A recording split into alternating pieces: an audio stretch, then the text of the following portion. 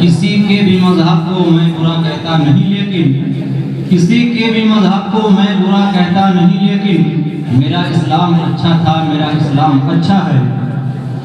آئیے اس کے بعد سیرت کے متعلق تقریر پیش کرنے کے لیے میں مدرسے کی آن بان شان طلبہ عزیز کے دلوں کی جان یعنی رفیق محترم جناب محمد حذیفہ صلی اللہ علیہ وسلم کو اس شعر کے ساتھ دعوت دیتا ہوں کہ موصوف تشریف لائیں اور تقریر پیش کریں۔ تاریکیوں میں عزم پر انوار لے کے آ، تاریکیوں میں عزم پر انوار لے کے آ، زندگی کی دولت بیزار لے کے آ، اور شعر و سخن کو جس سے نیا باغ پن ملے، شعر و سخن کو جس سے نیا باغ پن ملے، ایسا حسین لہجہ گفتار لے کے آ۔ موصوف ہے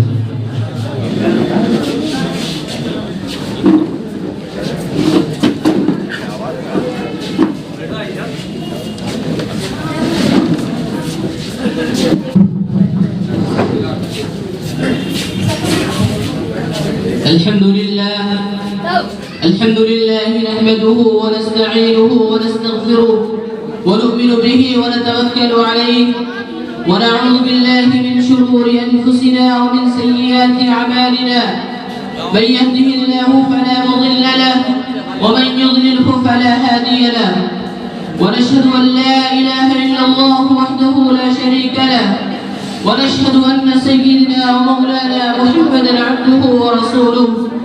أما بعد، فقد قال الله تبارك وتعالى في القرآن المجيد والفرقان الحميد: فأعوذ بالله من الشيطان الرجيم، بسم الله الرحمن الرحيم، وما أرسلناك إلا مبشرا ونذيرا، صدق الله مولانا العظيم. میرا منہ اور سرکار مدینہ کی ثنا خوانی، میرا منہ اور سرکار مدینہ کی ثنا خوانی، مجھے معلوم ہے اپنے سخن کی تنگ دامانی. اسٹیج پر جلوہ افروز علماء کرام، باہر سے تشریف لائے مہمانان اعزام اور عزیز ساتھیوں، السلام علیکم ورحمۃ اللہ وبرکاتہ. محترم سامعین کرام، میں اس متبرک اور پرامن بزم میں شمع رسالت کی ضیاء حیات روشن کرنے کی جسارت کر رہا ہوں. میری یہ بساط نہیں کہ ماہ رسالت صلی اللہ علیہ وسلم کے اسوہ حسنہ پر لب کشائی کر سکوں، مگر پھر بھی آپ جیسے عظیم المرتبہ شخصیات کے روبرو سیرت النبی صلی اللہ علیہ وسلم کو موضوع گفتگو بناتا ہوں تاکہ خود کی اصلاح ہو جائے، ورنہ کسی کی کیا مجال کہ سیرت النبی صلی اللہ علیہ وسلم کا احاطہ کر سکے. جیسا کہ شاعر رسول حضرت حسان بن ثابت رضی اللہ عنہ کا شعر ہے جو انہوں نے اپنی مجبوری ظاہر کی، فرمایا: ما ان مدحت محمدا بمقالتی، ما ان مدحت محمدا بمقالتی ولكن مدحت مقالتی بمحمد. کسی اردو شاعر نے کہا: قلم میرا قاصر زباں میری عاجز، قلم میرا قاصر زباں میری عاجز، محمد کی عظمت بتاؤں میں کیسے، ہے محبوب رب امام الرسل و فضائل مکمل سناؤں میں کیسے. محترم سامعین کرام، بعثت نبی صلی اللہ علیہ وسلم سے قبل پورے جزیرۃ العرب پر کوئی حکمرانی کرنے کے لیے تیار نہیں تھا، اور نہ نظام مکمل تھا. عدالت، انسانیت، امانت و دیانت، عصمت و عفت، صلاح و تقوی، زہد و ورع کا جنازہ نکل چکا تھا. شرافت و عزت کی کلیاں مرجھا چکی تھی، شرک و ضلالت کی تاریکی ہر سمت نظر آ رہی تھی. نفرت، ظلم، شقاوت اور عداوت کا دورہ تھا. کسی اردو شاعر نے کیا ہی خوب منظر کشی کی. بدی کا زور تھا، ہر سو جہالت کی گھٹائیں تھی، بدی کا زور تھا، ہر سو جہالت کی گھٹائیں تھی. فساد و ظلم کی چاروں طرف پھیلی ہوائیں تھی. کراسی بات پر تلوار اٹھ جاتی تھی آپس میں، تو پھر جنگ آتی ہی نہ تھی دو چار کے بس میں. اگر لڑکی کی پیدائش کا گھر میں ذکر سن لیتے، اگر لڑکی کی پیدائش کا گھر میں ذکر سن لیتے، تو اس معصوم کو زندہ زمین میں دفن کر دیتے. درس جو بھی برائی تھی سب ان میں پائی جاتی تھی، نہ تھی شرم و حیا آنکھوں میں گھر گھر بے حیائی تھی، مگر اللہ نے ان پر جو اپنا رحم فرمایا تو عبداللہ کے گھر میں خدا کا لاڈلا آیا. قدرت خداوندی نے اس پرفتن دور میں شیطانیہ نے لات و عزا کو رشد و ہدایت کے راستے پر گامزن کرنے کے لیے وحشت و بربریت کو ختم کرنے کے لیے فاران کی چوٹیوں سے آفتاب رسالت صلی اللہ علیہ وسلم کو طلوع فرمایا. مکہ میں طلوع آفتاب کے وقت آفتاب رسالت آمینہ کے لال عبداللہ کے لخت جگر عبدالمطلب کے نور نظر دوشمبہ کو تمام انوار و برکات کے ساتھ تشریف لاتے ہیں. مکہ میں انوار الہی کا نزول ہو رہا ہے. سنت قدا کفر قدا میں ایک تہلکہ مچ گیا ہے. لات و منات اور عزا منہ کے بل گر پڑے ہیں. گلزار ہستی میں ایک عجیب رونق پیدا ہو گئی ہے اور ہر سمت سے ایک ہی آواز بلند ہونے لگی. ایک والا آ گیا, ایک والا آ گیا. وہ آ گئے تو آ گیا دنیا میں انقلاب, وہ آ گئے تو آ گیا دنیا میں انقلاب. اجڑا ہوا چمن تھا گلستان کر گئے. میرے قلب و جگر کے ساتھیوں, حضرت آمینہ خود فرماتی ہیں کہ اس وقت میرا لخت جگر کلام تو نہیں کر سکتا تھا, لیکن انگشت سعادت سے کچھ اشارہ کر رہا تھا. وہ اشارہ کیا تھا؟ وہ اشارہ اشہد ان لا الہ الا اللہ کا اشارہ تھا. قلب آمینہ میں مسرت و خوشی کی حد نہ رہی جب محمد کی عداوت کو دیکھا. فرماتی ہیں لیکن کچھ غم کے اثرات بھی ہیں. فرماتے ہیں کہ کاش آج عبداللہ ہوتے تو اس لخت جگر کو جو چاند سے بھی زیادہ خوبصورت ہے دیکھ کر کتنے خوش ہوتے اور کھلونا وغیرہ لاتے. غیب سے آواز آئی ہے, اے آمینہ فکر مت کرو, میں اس کا رب ہوں, مربی بھی, استاد بھی, میں ہی سب کچھ ہوں اس کا. اگر یہ بچہ کھلونا مانگے گا تو چاند کو کھلونا بنا دوں گا. اگر سیر و تفریح کو چاہے گا تو معراج پہ بلا لوں گا. اگر شہادت طلب کرے گا تو پتھروں سے بھی کلمہ پڑھوا دوں گا. اس کے بعد عبدالمطلب آتے ہیں, سوال کرتے ہیں, اے آمینہ کوئی نام سوچا ہے؟ آمینہ کہتی ہیں جب سے یہ بچہ پیدا ہوا ہے نہ زبان قابو پر ہے نہ دل قابو پر ہے. ذہن میں کئی نام آتے ہیں لیکن دل میں دستک ہوتی ہے محمد صلی اللہ علیہ وسلم. عبدالمطلب فرماتے ہیں سبحان اللہ, اس نام کو اور اس نام جیسا بچہ میں نے پورے جزیرۃ العرب میں نہ سنا اور نہ دیکھا ہے.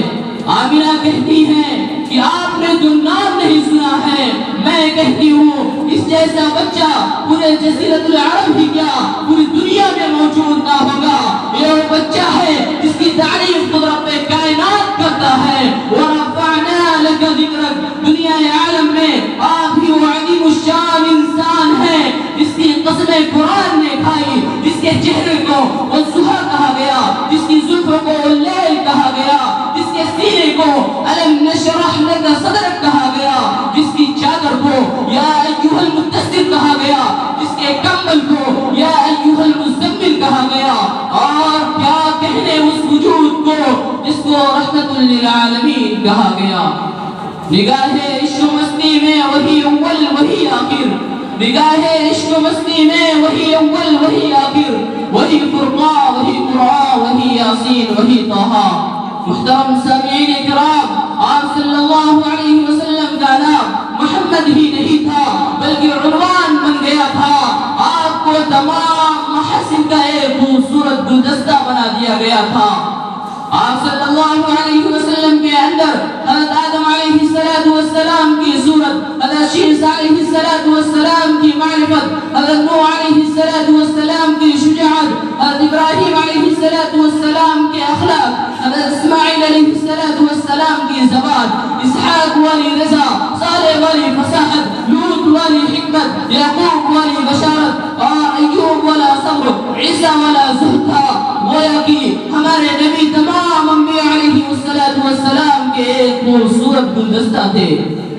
تقدیر حلیمہ کی جاگی رحمت کے بادل چھاتے ہیں, تقدیر حلیمہ کی جاگی رحمت کے بادل چھاتے ہیں.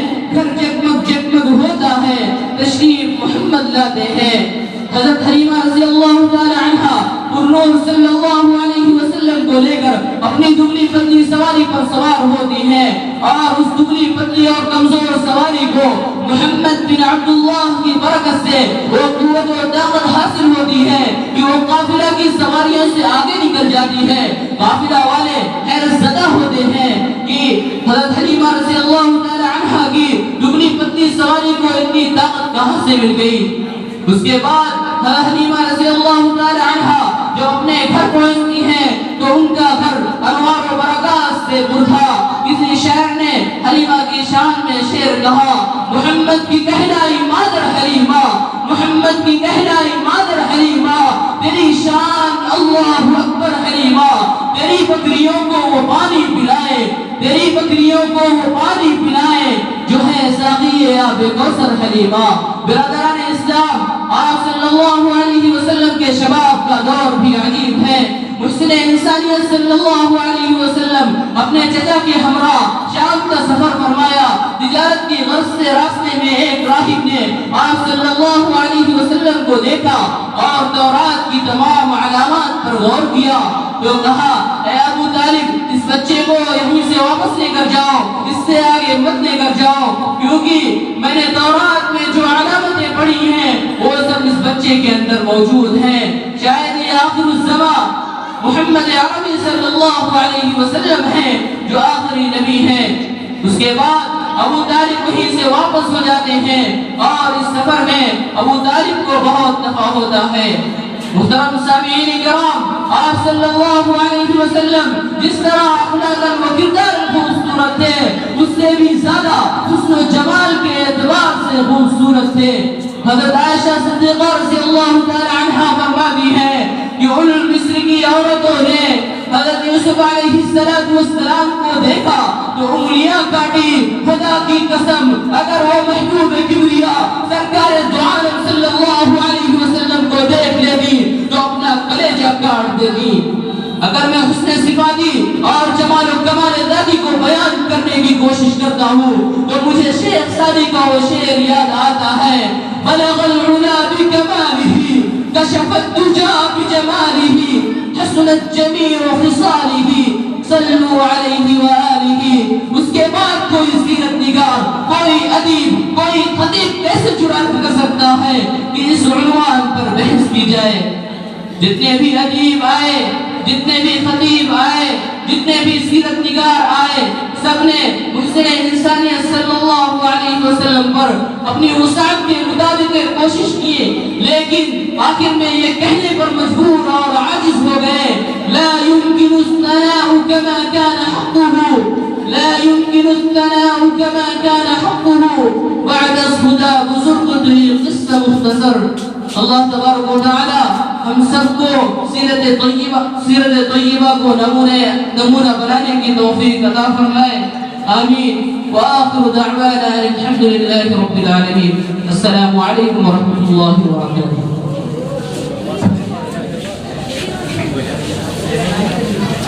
مجھے یقین ہے سارا سماج بدلے گا، مجھے یقین ہے سارا سماج بدلے گا، طریقہ بدلے گا، رسم و رواج بدلے گا. اسی طرح کا اگر خطاب ہو جلسوں میں، اسی طرح کا اگر خطاب ہو جلسوں میں تو نوجوانوں کا ایک دن مزاج بدلے گا. آئیے اس کے بعد